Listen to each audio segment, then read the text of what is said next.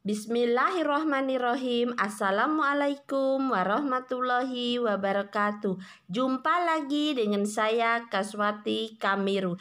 Dalam video kali ini Ibu akan menjelaskan materi PPKN kelas 11 bab 5, mewaspadai ancaman terhadap Negara Kesatuan Republik Indonesia bagian kedua, yaitu strategi mengatasi berbagai ancaman terhadap Ipolek-Sosbud-Hankam dalam membangun integrasi nasional.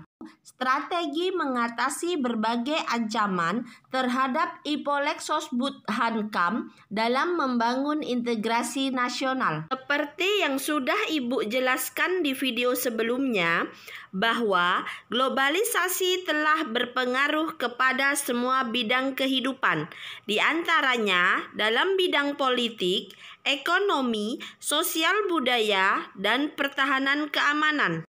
Berkaitan dengan hal tersebut, Indonesia sebagai bangsa yang besar harus mempunyai sikap yang tegas terhadap segala pengaruh negatif yang datang dari luar sebagai wujud dari globalisasi. Hal itu penting dilakukan untuk menjalankan strategi pertahanan dalam menghadapi berbagai macam ancaman. Berikut ini Ibu paparkan strategi yang dilakukan oleh bangsa Indonesia menghadapi berbagai macam ancaman di bidang Ipolek-Sosbud-Hankam. Strategi mengatasi ancaman di bidang ideologi dan politik.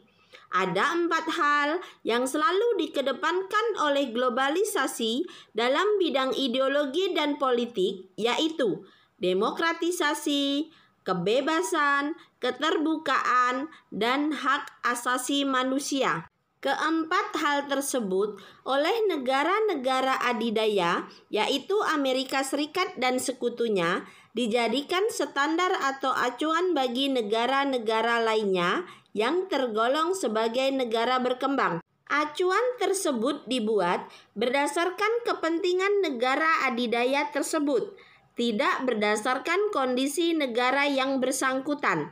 Tidak jarang, jika suatu negara tidak mengedepankan 4 hal tersebut dalam kehidupan politik di negaranya, maka negara tersebut akan dianggap sebagai musuh bersama. Bahkan lebih menyedihkan lagi, dianggap sebagai teroris dunia serta diberikan sanksi berupa embargo dalam segala hal yang menyebabkan timbulnya kesengsaraan seperti kelaparan, konflik, dan sebagainya. Bangsa Indonesia harus mampu menunjukkan eksistensinya sebagai negara yang kuat dan mandiri, namun tidak meninggalkan kemitraan dan kerjasama dengan negara-negara lain dalam hubungan yang seimbang, saling menguntungkan, saling menghormati, dan menghargai hak dan kewajiban masing-masing. Untuk mencapai hal tersebut, bangsa Indonesia harus segera mewujudkan hal-hal sebagai berikut. A. Mengembangkan demokrasi politik. B. Mengaktifkan masyarakat sipil dalam arena politik. C. Mengadakan reformasi lembaga-lembaga politik agar menjalankan fungsi dan peranannya secara baik dan benar. D. Memperkuat kepercayaan rakyat dengan cara menegakkan pemerintahan yang bersih dan berwibawa. E. Menegakkan supremasi hukum. F. Memperkuat posisi Indonesia dalam kancah politik internasional. Strategi mengatasi ancaman di bidang ekonomi. Indonesia harus mandiri secara ekonomi sehingga tidak terpengaruh ekonomi liberal. Indonesia mempunyai kemampuan untuk mandiri. Strategi yang dapat diterapkan untuk kemandirian ekonomi adalah mengukuhkan sistem ekonomi kerakyatan yang telah dibina. Sistem ekonomi kerakyatan merupakan senjata ampuh melumpuhkan ancaman dalam bidang ekonomi dan memperkuat kemandirian bangsa dalam semua hal.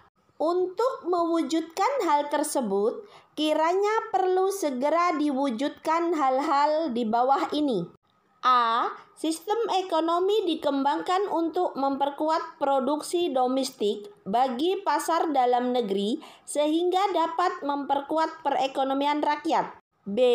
Pertanian dijadikan prioritas utama karena mayoritas penduduk Indonesia bermata pencaharian sebagai petani.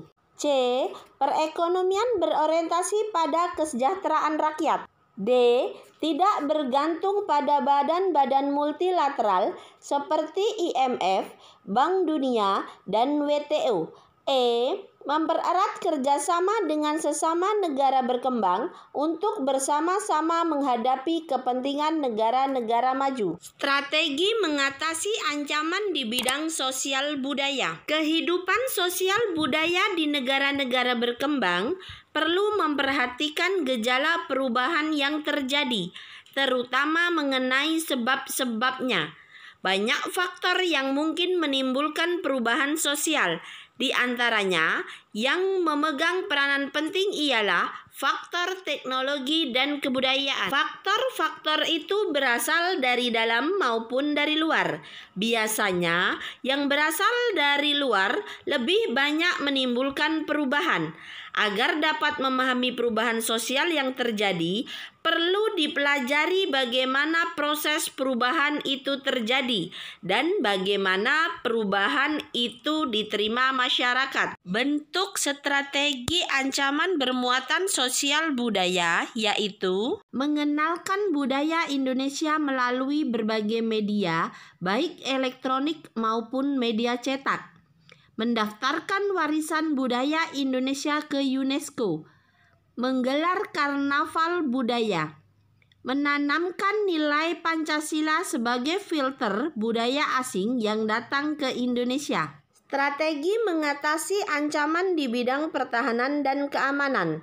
Ancaman militer akan sangat berbahaya apabila tidak diatasi. Oleh karena itu, harus diterapkan strategi yang tepat untuk mengatasinya. Undang-Undang Dasar Negara Republik Indonesia tahun 1945 telah mengatur strategi pertahanan dan keamanan bangsa Indonesia dalam mengatasi ancaman militer tersebut. Pasal 30 ayat 1 sampai 5 Undang-Undang Dasar Negara Republik Indonesia tahun 1945 menyatakan sebagai berikut. 1.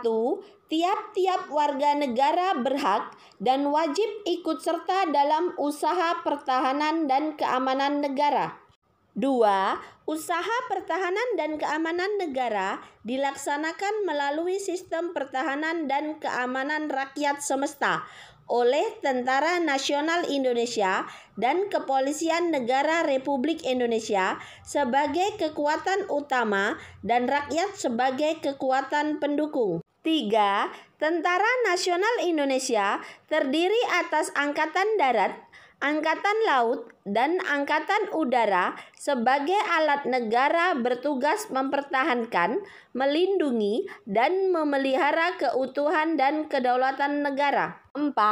Kepolisian Negara Republik Indonesia sebagai alat negara yang menjaga keamanan dan ketertiban masyarakat, bertugas melindungi, mengayomi, melayani masyarakat, serta menegakkan hukum. 5. Susunan dan kedudukan Tentara Nasional Indonesia, Kepolisian Negara Republik Indonesia, hubungan kewenangan Tentara Nasional Indonesia dan Kepolisian Negara Republik Indonesia di dalam menjalankan tugasnya, syarat-syarat keikutsertaan warga negara dalam usaha pertahanan dan keamanan negara, serta hal-hal yang terkait dengan pertahanan dan keamanan diatur dengan undang-undang. Undang-Undang Dasar Negara Republik Indonesia tahun 1945 juga memberikan gambaran bahwa strategi pertahanan dan keamanan negara untuk mengatasi berbagai macam ancaman militer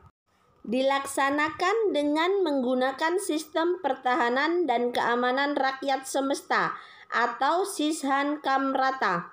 Sistem pertahanan dan keamanan rakyat semesta pada hakikatnya adalah segala upaya menjaga pertahanan dan keamanan negara yang seluruh rakyat dan segenap sumber daya nasional, sarana dan prasarana nasional, serta seluruh wilayah negara merupakan satu kesatuan pertahanan yang utuh dan menyeluruh. Dengan kata lain, penyelenggaraan Sishan Kamrata didasarkan pada kesadaran akan hak dan kewajiban seluruh warga negara, serta keyakinan akan kekuatan sendiri untuk mempertahankan kelangsungan hidup bangsa dan negara Indonesia yang merdeka, bersatu, berdaulat, adil, dan makmur. Sistem pertahanan dan keamanan negara yang bersifat semesta bercirikan sebagai berikut. 1. Kerakyatan. 2. Kesemestaan. 3. Kewilayahan. Bentuk strategi ancaman pertahanan dan keamanan yaitu meningkatkan persatuan dan kesatuan serta rasa cinta terhadap tanah air, mengembangkan upaya bela negara dengan sistem pertahanan rakyat semesta, menumbuhkan kesadaran bela negara. Itu tadi anak-anak penjelasan Ibu. Semoga bisa dipahami. Kalau ada yang tidak mengerti, silahkan ditanyakan di kolom komentar. Jangan lupa like, komen, share, dan subscribe-nya. Berkat kalian, channel Ibu bisa berkembang. Assalamualaikum warahmatullahi wabarakatuh.